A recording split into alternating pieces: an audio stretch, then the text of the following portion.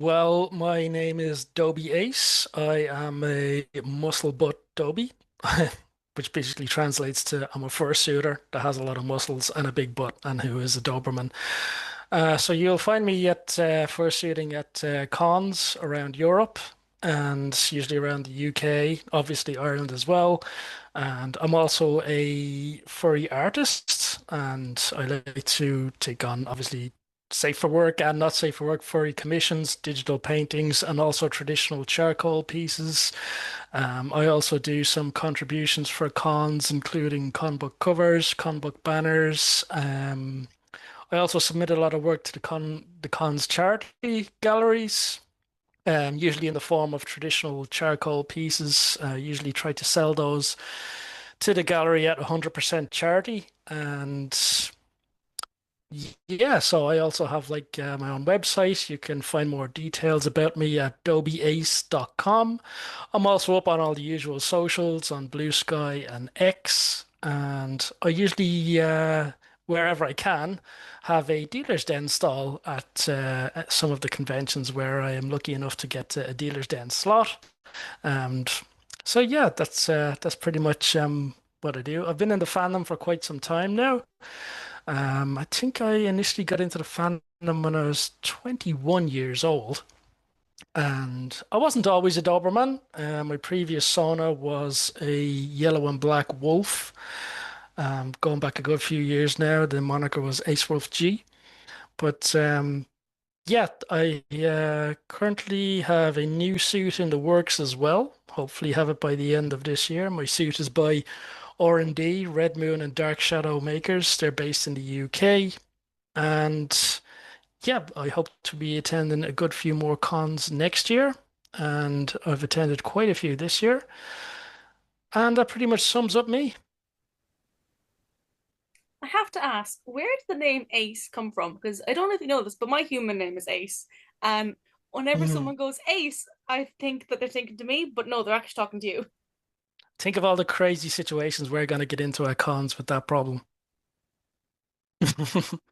Ace actually, well, it kind of goes back to my original Sona way back when, as I said, when I was a black and yellow wolf, and the name was Ace Wolf G. Initially, it was supposed to be like a black and gold wolf, which is like that was what the G part of that sort of like was supposed to account for. And to be honest, Ace Wolf was just like it was kind of made up on a whim. I thought Ace was always like a cool kind of like name to apply to things. And yeah, so it actually got carried over into my new Sona. When I was forming my new Sona, I was discussing the kind of like the character artwork with the artist at the time who was doing the kind of like the character reference sheet, who was Bushi, a well-known artist from the UK. And I actually had a discussion with her about the name of the character because she actually did a lot of the work on my previous character. So I said, my previous character is called Ace Wolf G. Any ideas about this new Doberman character? What do you think? And she says, I don't know, like Dobie Ace. And I was like, to be honest, that's actually kind of cool. I know it was brought up on a whim, but I was like, that actually is kind of cool. So I took a look around at the time to see if there was any other Dobermans by that name, and there actually like there wasn't any I could come across. And I always want to make sure I don't step on anyone else's toes when it comes to picking a name for a character. So it kind of just resonated with me and it kind of stuck. And from there, I just developed like the small kind of like the ace symbol from like the ace of spades, for example, on cards. I worked that into my logo and it was a nice little touch. And yeah, just went from there. So at that point, like everyone was used to calling me Ace from the friends I had at the time when I was a wolf. So they would always call me Ace. So I wanted to keep Ace in the name so if they could still call me Ace. But over time, like it just kind of like changed. And because I changed the name to Dobie Ace, everyone just calls me Dobie, which is a very generic thing to call a Dobie. So whenever anyone is just shouting out Dobie, they mean me, but at the same time, it could be used to refer to any Dobie. So, anyways, that's just pretty much how that came about. I need you to know every single time I said Ace in that Mhm. sentence, my ears perked up like an actual cat. So talk to me a bit about your art, because you've been doing art for a very long time. How did that kind of start? and your particular art style as well? Well, initially I was, well, obviously a very big fan of furry art, but I was in a position whereby I was under the impression I couldn't do art and like there's no way I could ever be an artist. And I had an awful lot of respect for people who were artists and could actually pull that off. And I think I was in work one day and I was kind of bored and I was like, I wonder actually how difficult it is to actually do art. You know, because you hear artists like obviously there's like a common kind of like thought among the general population that you just have to be talented. And but when you speak to any of these other artists, they'd be like, you just have to practice. It's just like learning to drive a car. Anyone can do it. So I do have quite a curious mind about me. I do like to investigate new things. And so I think I said, okay, but by profession, I'm actually a software engineer. And the first time I learned how to code was I just picked up a random book in the library in college back when I was doing mechanical engineering, and it was like teach yourself C++ plus plus in 21 days or something like that. And from there, I got hooked on that, got able to do all kinds of things, changed my changed my college course into software engineering and became a full-time software engineer. So my curiosity got sparked with drawing. So I looked for a teach yourself how to draw in whatever amount of days slash hours. And I came across one particular book, and it was called You Can Draw in 30 Days. And I was like, okay, let me just take a quick look at this. Let me see if this is going to be a hopeless endeavor or whether this is actually a thing. It was a book by Mark Kistler. And currently I have like a small kind of like shelf in my studio at home, which has like copies of all the con book submissions that I've done. They're in frames and some charity submissions that I've done and some gifts from people. I also have a card I got from you there once that's on that shelf as well. I'm just looking at it right now. And I also have like a stack of all the con books that I've had work put in. But over on the left-hand side of this shelf is that book, You Can Draw in 30 Days. So I keep that book there as to indicate like this is where I started. And to the right where you see like all the other like pieces I've had in comic books, etc., to where I am right now. So it's just to like symbolize the journey I've taken, where I initially had a book where I couldn't draw at all. I picked it up saying you can draw in 30 days, and now I'm at the position whereby I'm doing full pages and banners for combats, etc., which I never would have I'd been able to get to. For me, it kind of became one of these things like a curiosity in me. I was like, okay, I want to see how far I can actually go with this. What is my upper limit? It's like if someone told you like if you do XYZ, you'll be able to maybe levitate 3 feet off the ground. It's like, well, then you'd be hooked and you'd want to see how far can I go with this? Can I go as far as being able to fly, like, you know?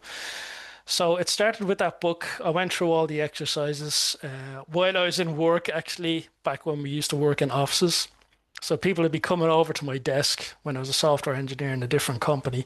They'd be asking me to do stuff and they'd find me like scribbling on like photocopier paper, going through this book. It was actually a soft copy of the book I had on the screen. And as I was going through all the steps and the exercises, I found that I could actually start to comprehend things. And I actually started to get slightly more excited. I was like, well, maybe I can actually go somewhere with drawing. Maybe this is actually a possibility. And the idea that only certain people can do it is completely wrong. So I continued to push from there, and I did some exercises on this another book called Drawing on the Right Side of the Brain. And from there, I took on a course online by it was actually a course on Udemy, and it was based on it had a lot more emphasis on like digital media based drawing and also digital painting. And I think I put out one drawing. It was some sort of like crocodile or scaly I did, and I put it up for fun on FA. And a couple of people came to me and started asking me to do similar drawings for them. And it was the last thing I ever expected. And so I said, okay, I'm gonna follow this 100% to see where it goes because there's something here. At that point, I had had a hook in me, so to speak. From there, I was just like compiling as much courses as I could online and making as much art as I could. Obviously, staying exactly within the realm of anthropomorphic furry art. Like, I didn't want to waste any time looking at any other kind of art, trying to draw all different kind of things. Because I find that's one of the things people can do. They can get kind of sidetracked and they can end up like doing all different kinds of art and how to draw other stuff. Instead, I just wanted to focus in on the anthropomorphic furry side of things. So I started looking online for a furry teacher, furry artist teacher. And they're very kind of hard to come by. And the ones you do come across, like they will charge you, I don't know, 500 a month if you want to take lessons from them, etc. Because they just don't have the time to give to you. But I was very fortunate to find a artist in Italy. His name is Alpha Zero. He's a very good Italian furry artist, safe for work and not safe for work. And I'm very fortunate to have him take me on. He's my teacher. Um, a million times better than me, obviously. Hopefully I can get to his level, maybe, hopefully someday. So yeah, I'd usually have regular meetings and take critiques from him on a regular basis. And art is a lot of pleasure for me. I kind of use it as my contribution wherever I can for any kind of cons that I like and appreciate. If I'm at the level where I can contribute some art where they consider it good enough to take on, I'm more than honored to give them a contribution. And that just made me like, fairly fulfilled being able to contribute art like that to conventions and also to contribute traditional art to the charity galleries too. So think back to when you did your first comic book submission. Do you remember that moment when you realized that your art's actually been in it? What was that like? Oh, it was very almost surreal. Like it's one of those things when you start out on your art journey and you're aware of all these con books. I'd been going to cons since I started, and you'd get con books, you'd see all this amazing art in it, and here you are trying to do your few scribbles with your cross-eyed wolves and stuff like that, and googly-eyed dogs and stuff. It just looks so bad. Um, but when my art was first used for like on an inside con book cover, I was very, very humbled. And of course you get a bit of imposter syndrome. You think like, do I really deserve this kind of like stage, so to speak? But a few people, when people look at it and they come back to you and they say, "Oh, we've seen this. It was quite good." And on top of that, that's one of the other benefits of having like your personal teacher. I gave it forward to the teacher and asked him like, "Please critique this." Like, and he came back obviously being like a really good art teacher. He gave a few critiques which were fine, but on the whole, things seemed good. And you kind of develop a bit more confidence. Well, it's like if people like it, if the con staff are happy enough to take it on as part of like a full page, and if I didn't get too much bad critique from my own teacher, well then I guess I am going in the right direction. And you always have to be careful not to be too big-headed and think you're the best thing since sliced bread. Absolutely not. Like we all know there's like outstanding artists out there. I mean, I do look at some other artists sometimes and I was like, God. But if I can get from zero to where I am now, that means theoretically I should be able to get where I am now to some of these outstanding artist levels, hopefully. So yeah, it was very humbling. Um, Sort of couldn't believe it. It was a bit surreal at the moment, but it was so nice to be able to contribute in that way. I just wanted to keep doing it again and again and again wherever I could. And it kind of kept me in that kind of Goldilocks zone, as they say, whereby I'm not biting off too much more than I can chew, but at the same time, I'm not just staying in the same zone. I'm trying to like push a bit further and further each time. And once it's an art piece I'm doing like that's going to scale and it's part of an event. And I know from like yourself and from other people who work at cons, the amount of effort that goes into these events and the con book is like a central part of it. I kind of like get the impression that I don't want to let people down. And once I get that, I'll just give it like 200%. And yeah, there's been more than a pleasure to work on those kind of combo covers. So talk me through your artistic process. Like, how do you get from an idea to a finalized piece? Well, initially, ideation is pretty much the most important part. Well, I wouldn't say the most important part. All parts of the process have like a role to play. But ideation, you kind of have to like, I find be in a natural state. Like whether I'm chilling out, lying down in the bed, if I can't do anything, if I can't come up with anything, like I'll just go for a walk and I'll just leave it. If I leave the subject alone, it'll go to the back of my subconscious and it'll run around there, like, and the subconscious will do something with it. But and with particularly with combooks and combook pages, there is a theme involved. So when it comes to themes, like obviously I'll try and expose myself to some media in relation to the theme and come up with some ideas, come up with some poses in my head initially. And once I come up with some ideas, some poses, I listen to some music related to the theme. I might recall in my own head some movies related to a theme, and I still might not be able to come up with anything. But since I've had those recently running through my thoughts, if I go off and I come back and then I start to slowly draft a very rough kind of scribble, not any kind of decent kind of drawing, literally just scribbling, stickman, scribbling ideas on this is pretty much on a digital screen and coming up with different kind of ideas, purely design kind of ideas. Like, for example, like I did a piece for a DJ lineup for Eurofronts, and you have to make sure the character's portrayed right, but also there's room for the text, but the composition of both is done in such a way. Maybe the character is pointing towards a certain piece of text and taking like leading lines of the character into consideration, etc.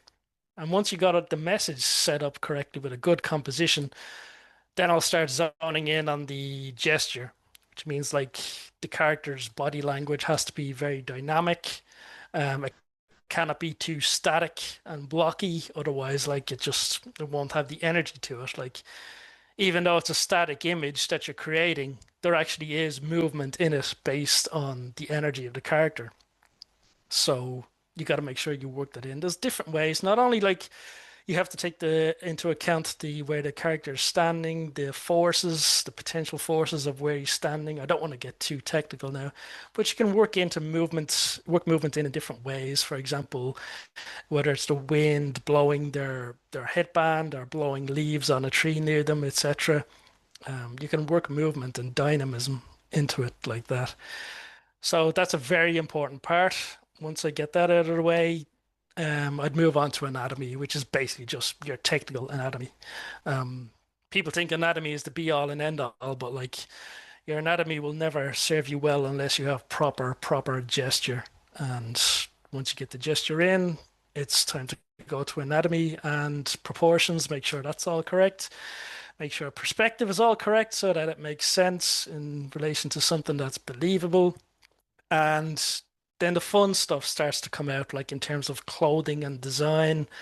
And yeah, that's more the fun stuff. You've got your foundation poured in, and you can go into clothing design. So once that's established, I'll go into the painting process. And when the painting process is completed, I'll do a bit of special effects, very lightly on the special effects, because some people go crazy with them. And yeah, that's pretty much the process right the way through to the end. So what does like art bring to you? Like what do you get out of it in your life? Does it bring you like a sense of relaxation? Does it bring you a sense of expression? What does it give to you? Well, strangely enough, art is a very varying and strange mistress. Sometimes it can bring you excitement and happiness. Sometimes it can bring you boredom. Sometimes it can bring you a lot of fear, and sometimes it can bring you a lot of anxiety. And it will test you mentally. You pretty much lay all these things on yourself as part of the process of becoming an artist. I mean, and then you go out and you find out they're like common things where artists are like ridiculously self-critical, and so you will go through certain patterns. It's a very strange mental journey. Of all the things that I've undertaken, it is a very strange mental journey. But I find that for me, in the intermediate stages, like you'll find yourself just kicking the crap out of yourself mentally all the time. and constantly comparing yourself to others, and it feels like you're getting nowhere, even though you actually are. And it comes back to that whole imposter syndrome. It's like, do I deserve to be getting credit for this kind of thing? Like when there's other amazing artists out there. And you sort of have to do like a bit of a mental hack on yourself to realize that all artists go through this kind of thing at some point, and you have to be able to accept. Don't block it out. If you block it out, it will become louder. You have to like accept it, let it in, let it do its thing, and kind of say to yourself, I know you're there. I see you saying what you're saying, but I'm just going to continue on anyways. Um, so for me, what keeps me going at this thing is curiosity. I'm curious the level I can get to. As I said, like if I can go from nothing to the level I'm at now, well then that means where can I go from the level I'm at now to into the future? Like what is the max, you know? And I do have my artistic heroes out there, and when they come to me and they don't when they come to me and say like no, like for the most part this is quite good. Um you always have that devil on your shoulder that will be constantly saying to you, this is wrong, that's wrong, you're doing it the wrong way, as you're drawing and painting the thing, like, you know? And it just takes like your tutors and your people coming to you when you ask for critique. In the initial stages, like, you know, your art teachers will just pretty much give you a lot of rough critique, and you just have to be able to take that. And it's hard to take initially, but you have to kind of like harden yourself to it. But when they start coming to you and say, well, there's this and that, but for the most part, this is actually quite a good pose. And for the most part, this is actually quite a good rendering. It's like, and this is from someone who will tell you the truth and who is quite good. So it's those little things that will just keep you going. And people say to you, no matter what, just don't stop and don't give up. And that's very nice, but like I would say don't stop, don't give up, but at the same time don't stop trying to improve. Like I mean, if you're not happy with something, don't be afraid to throw it away and try a different way. That's the important thing. Don't be afraid to change. I mean, I changed the way I painted twice. Like I went through one way of painting and I was looking at all these other amazing artists, like how did they do it that way? And for example, I used to for painting, I'd go through the process of like laying down. I don't know how technical this might seem to you, but you're laying down your basic colors, put in your soft shadows, put in your lights, do this, do that, all in kind of like phases and layered approach. And one of the great UK furry artists, you probably know him, Danza. I used to watch him on his stream, and I talked to him from time to time, and he would just do like a painter's approach, painterly approach. He would do everything on one single layer in the software, and it was actually during the time he changed his painting process. And I used to talk to him and say, like, how do you do that? Like all on one layer? Like, does that not like stress you out and stuff like that? And he was like, no, it's actually quite freeing because everything's on one layer. You're just relying on stuff. If you make a mistake, you can go straight back over it, etc., etc. So that piqued my curiosity. And instead of getting latched on to the existing methods that I had, I didn't just go like, oh, well, I'm doing it this way, so I'm going to keep doing it that way. I was prepared to throw away the way I was doing it and just try the new way. And the first ever piece I put out there using this new method was the first ScotiaCon Inside Con book cover that got taken on. So it was quite a big gamble, quite a big risk, because like I've never painted like this before. And initially when I was trying it, I was like, this looks absolutely ridiculous. But I continued on with the process, and something decent came out, and I got hooked on the new process, and it was very, very freeing as well. So I would say to any artists, yeah, don't give up, but what's more important is don't be afraid to chuck the way you're doing something if it's not giving you the results you want and you want to go in a different direction. If you take a look at your art and your art is looking, I don't know, very flat cell shaded, and you're like, if your gut has like an attraction towards painterly looking pieces, but you're like, oh well, I'm doing cell shaded all my life, I'll just keep doing it. Like, don't be afraid to throw things away and completely change. It's that's what gives you the sense of adventure. And that sense of adventure is what keeps me going in art. Like I changed my painting process to a painterly approach, And currently, I'm actually in the process of changing the way I draw heads. Um, so yeah, that's another improvement I'm hoping to work out this year. So yeah, it's just that process of change, constant reinvention, and curiosity of what kind of level I can get to, if that makes sense. Absolutely. And so I know, Dobie, you were saying at the beginning where people can find you online in terms of your website and Blue Sky. Um, would that be the best point of contact for people to find you, or is there like another way they can find you online? Well, people can primarily find me online at my website, which is www.dobieace.com. And you can also come across me on the typical socials, like I'm up there on X as at Dobie_Ace, and also on Blue Sky as Dobie-Ace.bsky.social. I also have an Instagram account. You can find me on there as Dobie-Ace. And on Telegram, it's fairly easy to reach me. I'm just Dobie Ace on Telegram. There's not too many Dobie Aces on there, so that one should be fairly obvious.